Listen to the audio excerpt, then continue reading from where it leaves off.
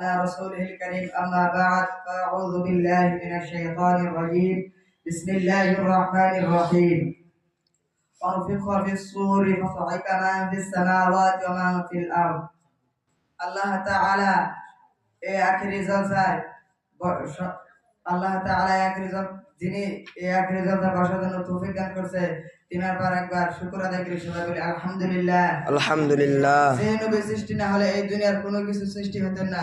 সেই নবী পাকের উপরে একবার দরুদ পড়ি সবাই বলি সাল্লাল্লাহু আলাইহি ওয়াসাল্লাম। সাল্লাল্লাহু আলাইহি ওয়াসাল্লাম। এই আখিরি জলসার সভাপতি সাহেব এবং এই স্টেজে বসে থাকা স্থানীয় আলেম উলামা সকল এবং আমার সামনে বসে থাকা মাদ্রাসা ছাত্র ভাই সকল, আজকে আমি তোমাদের মধ্যে কোরআন এবং হাদিসের মধ্যে থেকে কিছু কথা বলবো, শুনবেন বলে আশা রাখছি ইনশাআল্লাহ।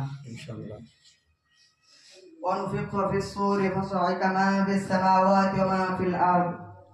কিয়ামতের দিন যখন ইসরাফিল আলাইহিস সালামকে আল্লাহ তাআলা সিংহা ফু দিতে বলবে, তখন সঙ্গে সঙ্গে এমন জোরে সিংহা ফু দিবে যে সাত আসমান ও জমিন খান খান হয়ে যাবে। আসমান ও জমিন এক অপরকে মিলিয়া তুফান এমন জোরে উঠতে থাকবে যে পৃথিবীতে ঢেউ ব্যতীত আর কিছুই থাকবে না, কেবল আল্লাহ তাআলা একাই থাকবে। খায়রুল মাজালিস কিতাবের বর্ণনা আছে যে কঠিন সময়ে সারা দুনিয়ার মাদ্রাসা ও মসজিদগুলো তুলার মতো ভাসতে থাকবে, কোনো মতে গলিয়া যাবে না। তখন আল্লাহ তাআলা কঠিন গজবের আওয়াজে বলবে, হে মাদ্রাসা ও মসজিদের মাটি তোমরা গলিয়া যাও। তখন প্রত্যেকটি মাদ্রাসা ও মসজিদের ভিডিওগুলো উত্তর করিবে, হে আল্লাহ আমরা কিছুতেই গলিব না। ভাইরা আমার, আল্লাহ তাআলা সেই কঠিন গজবের তুফানের ধাক্কায় তারা জাহাজের মতো মাশরিক থেকে মাগরিব পর্যন্ত চলিতে থাকবে, এক খণ্ড মাটি গলিয়া পড়িবে না। পুনরায় ভয়ঙ্কর শব্দ দিয়া বলিবে, হে মাদ্রাসা ও মসজিদের মাটি এখন তোমাদের নিশ্চয় গলিতে হবে। তোমাদের যদি কোনো প্রশ্ন থাকে তাহলে বলো, আমি কবুল করব।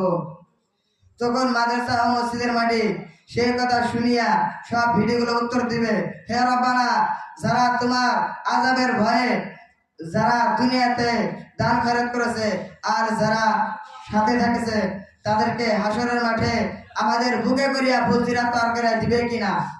তখন আল্লাহ পাক রব্বুল আলামিন বলেন, যাও আমি তোমাদের কথা মঞ্জুর করলাম।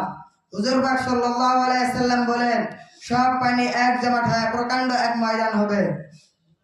কোথাও পাহাড় জঙ্গল নদ নদী কিছুই থাকবে না।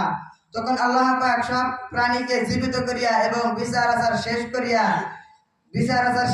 দোজখের উপর ফুলসিরাত দাঁড় করাবেন এবং ওই সময় সেই মাদ্রাসা মসজিদ তৈরি হয়ে ফুলসিরাতের সামনে দাঁড়ায় যাবেন। তখন আল্লাহ পাক বলবেন, হে মাদ্রাসা ও মসজিদ তোমরা গিয়ে বেহেশতের মধ্যে বালাখানা